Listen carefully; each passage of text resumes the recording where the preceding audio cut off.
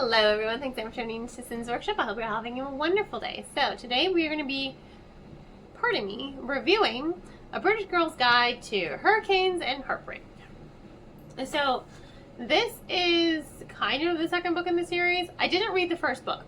I know it's a Cuban Girl's Guide to something and something, but I didn't read it. This book was a gift to me from the publisher, and you wonder something? I'm actually really thankful for that. Because this is not a book I would normally be like, oh, I need to, pick this up and read it. It's not really, people who know me are just like, Cynthia, you read that? And I'll be like, yes, and I adored it. And it was kind of perfect. I am also not a native Floridian. I moved here back in 2000, pretty much a year before 9/11 happened. So I'm a Bostonian, okay? I'm a Bostonian. I grew up there. I went to college there. I'm a Bostonian, okay? But as someone who does live in Florida, I have to say, I loved all the Florida little mentions and Easter eggs, and not even Easter eggs. Flora, she's in England. She's still reeling from the death of her mother, and she thinks she just causes everyone heartache. She feels like she's a hurricane, and everywhere she goes, it's just a hurricane, and she just leaves disaster. So what does she do? She doesn't really process her feelings. So instead of going to go do her college stuff, university stuff, secondary school, whatever you want to call it, instead of going to do that, she changes her plans without telling anyone and decides to fly to Florida to visit her future sister-in-law's family that she loves. A bunch of Cubans, a Mexican. And so, she's in Miami. But you want to know what was really great? And this was perfect for me. They mention, and they eat, and it's just this little nerd in me, a chicken tender pub sub. And I'm like, yes, if you're going to have a pub sub, have the chicken tender pub sub. It's so good. I was reading it and I'm like, oh my god, it's a pub sub, yes. I mean, pub subs are great anyway. Anyone who lives in Florida knows pub subs. They're awesome. I love them. But just even that one little mention of a pub sub in this book was just, that just won over my heart. I loved all the references to Florida as a Floridian, and I loved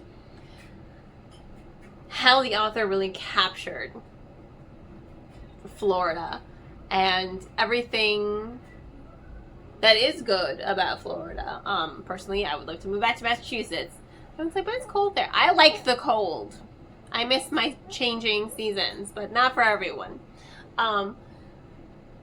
A lot of these places, historic landmarks, I'm like, this is great. Anyone who's from Florida or who has visited Florida, native Floridian no longer living here, is gonna love all of these call outs and all the mentions, and the little Cuban bakeries and pastries. It's going to make you feel nostalgia and heart and warmth, and you're gonna love it. You really are, because Flora herself, again, she thinks she's a hurricane. Mind you, they do go through a hurricane. I'm just like, damn, anyone who's gone and lived through a hurricane or experienced it, you're like, better get those shutters up. You got your sandbags? Good, you're golden. Just, yes, the book has a hurricane in there. I'm like, hurricanes, great. She thinks she's a hurricane because she doesn't really know how to process her feelings. She isolates one of her friends, her oldest friends, her family members. She's dealing with grief. And that's really what the core of the story is. It's really focusing on grief and how to deal with grief and how loss can affect people in such different ways, right? And you really do feel for Flora, and you connect to her. And it makes everything that she's seeing in Florida a little bit more heartwarming, because she's looking at things through a lens, both literally and figuratively, because she wants to be a photographer. She's looking through things through these lenses, but she's also reflecting on her actions. She's reflecting on her grief. She's reflecting on the guilt she has that she wasn't there for her mom's final moments because she couldn't be there. Her mom was, it's like that scene from Guardians of the Galaxy when the first one, when his mom is calling to him and he just runs. That's literally it. And she just couldn't deal, and I think anyone who's lost someone who's going through an illness, especially younger people, they just struggle with processing those emotions and those feelings, because who wants to see, a loved one slowly wasting away? And who wants to see? It's hard. It's hard. It is hard, and it is painful, and it wasn't there. And so she's kind of still dealing with this whirlwind, these hurricane of emotions. And she's learning how to survive them. She's learning how to recover from them at the same time so that she can really live her life. And of course, there's a little bit of a love triangle in the book as well. You've got the fake dating trope. You've got mainly just the fake dating trope. But the story doesn't go the way you think it's going to go. And I like that. And I like how we're focusing on the grief. Flora could be a little annoying at times, admittedly. But I got her.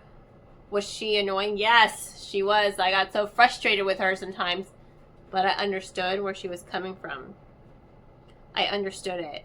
I didn't always like her. And I sometimes thought she was being really stupid.